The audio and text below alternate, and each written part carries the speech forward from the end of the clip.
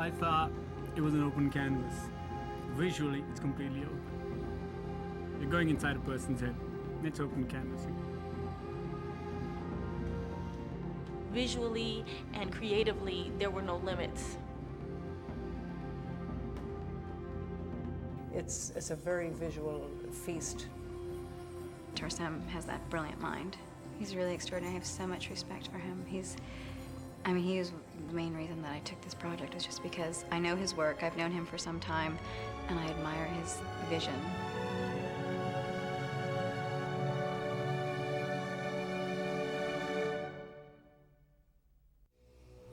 I was standing in as a lecturer for a couple of semesters at the Art Center in Pasadena, and Tarsem was one of the students.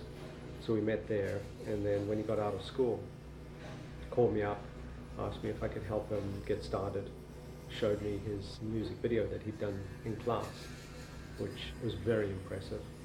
First company I showed it to signed him, and he's yet to stop.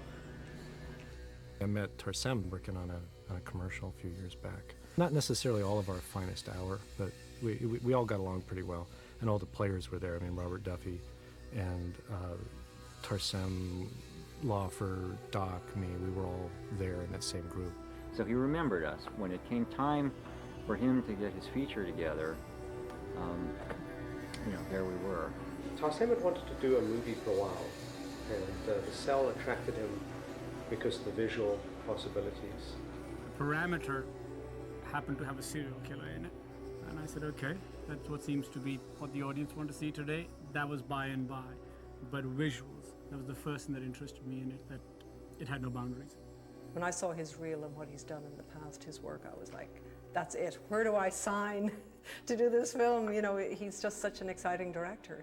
And I was saying, well, what's this guy done before? You know, I need challenges. And they said he's done commercials. And I was like, what? Commercials? And they were going, yeah, but he's the best. He's brilliant. And I was like, yeah, right.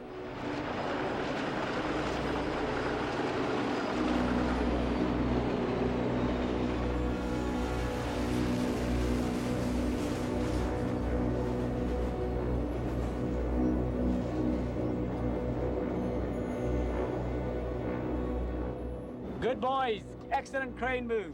He's also the only director I've ever worked for who it's just impossible to go too far with him. At least on this movie, he had set his mind that too far was probably the place to be. I always say if it's just ridiculous, it's bad. If it is ridiculous, it's okay. If he sees something that I do creative, he may just say, that's great, but can you go further? Usually with a director, you try to get an approval out of them with sort of a Boolean search. You try to go too far, and then you go halfway between there, and you find out where you need to be. And if you don't go too far, nobody's happy with it because they don't know if you went far enough, right? Well, you'd go too far, and then he would say, well, could you do this? And that was that direction from too far. You try to jump farther yet, and he'd say, well, that's good, but how about, and we just kept going. Most of the time, we never got too far for him. He's not afraid, and he's got that very kind of Baroque, mad sensibility, so it's a great sort of arena to be pushing.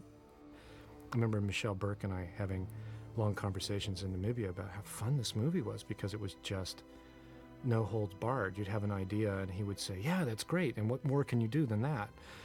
And off we went, and come up with bizarre things that we hadn't really done before. I don't think everybody really believed when Tarsem said you can't go too far until we were practically over with it, and they found that they'd all gone way farther than they ever thought they could, and there they were, and he was still asking for more.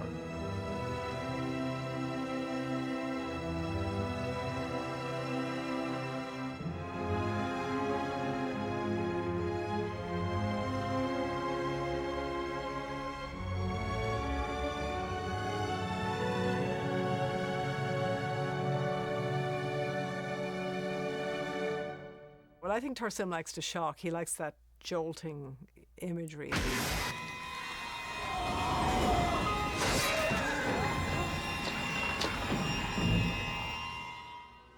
We set to, me and my team, to do the body for the morgue, and they told us they were going to take close-up shots of parts of her and parts of two other people that we did that same day for, mug shots on the wall of the FBI center to show you know, like of the victims he has killed and all this stuff. We saw the pictures that they did and we were like, oh my God, did we do that? It's so gross. So it's done with collodion plastic and around the tip of her nose, gelatin, lips here. We had Anne, of course, with various stages of decomposition, and the scene of her lying dead with the ants, which was, everyone was just shuddering, you know, it was just really pretty grotesque. Poor thing. Yeah. Feel sorry for me. That scene was inspired by Tarsem when he saw some forensic documentation of some police footage of some body. It was a gangland person, and they shot the body, and it was lying there with the eyes open, and there were ants just crawling across the face, and he was very intrigued by this image and showed it to me and wanted exactly that idea. We could have done a prosthetic head, but we didn't because we had time restraints and everything, so she agreed that she would just lie down and do it, but she was pretty brave. I've conquered some pretty big fears doing this. That you have. When I first read it, I thought that it wouldn't be very interesting to do another kind of a movie about a killer, you know. I mean, not because I've done a lot of them, but because there's a lot of them made, you know. But then I met the director, you know, Tarsem, and we had some great conversations and the ideas that he had and the way he was going to approach it and what he was going to try and get away with. It intrigued me, and then when I agreed to do it, we started to talk more extensively about it, and my interest grew. D'Onofrio, I think, is actor's actor, and they didn't know need to say anything more. He's this big guy, and you're thinking like, should I feel threatened or can I hit him on the head? You just didn't know which way to go with it. It just didn't eye you, didn't do anything, and he just came out as that person with the wig, and I just knew all I have to watch is that, you know, I film him, because it was just one of those things that you just record what this man is doing. You don't need to tell him anything, because he'll do it for you. The great thing about Tarsem, he knows exactly what he wants in every single frame. And sometimes I had to film. I was like, wait a minute, can we just like try different things first?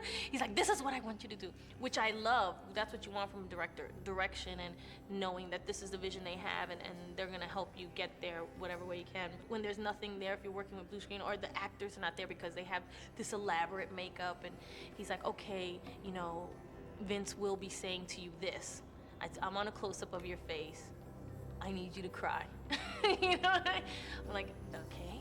So hard, where you're just saying, well, stand up here. I know there's nothing in front of you, but now imagine there's a really vast space. There's only so many that you can do before, you know, it gets boring. And she was very receptive to us. And now imagine in this particular room, you're seeing a dog doing this or this thing doing that, and you had to make it up later. And those are, you have to be as trusting as you can be to the person who's telling you the visuals. And she was very. Well, I like Tarsem very much. I think he's very talented. A lot of movies that you see look like movies of the week. And one thing I'll say for him is that he's very interesting visually in where he puts the camera. And he cares about it. He's very childlike with it. Some of the best directors that I've worked with have that approach. So that's exciting, working with Tarsem. And then I got a bonus, which I didn't know in the contract, which is Jennifer has a large posse, I think they refer to themselves as, that come to the set and hang out. So I've gotten to shoot some street slang with them and hang out with them, so that's been fun as well.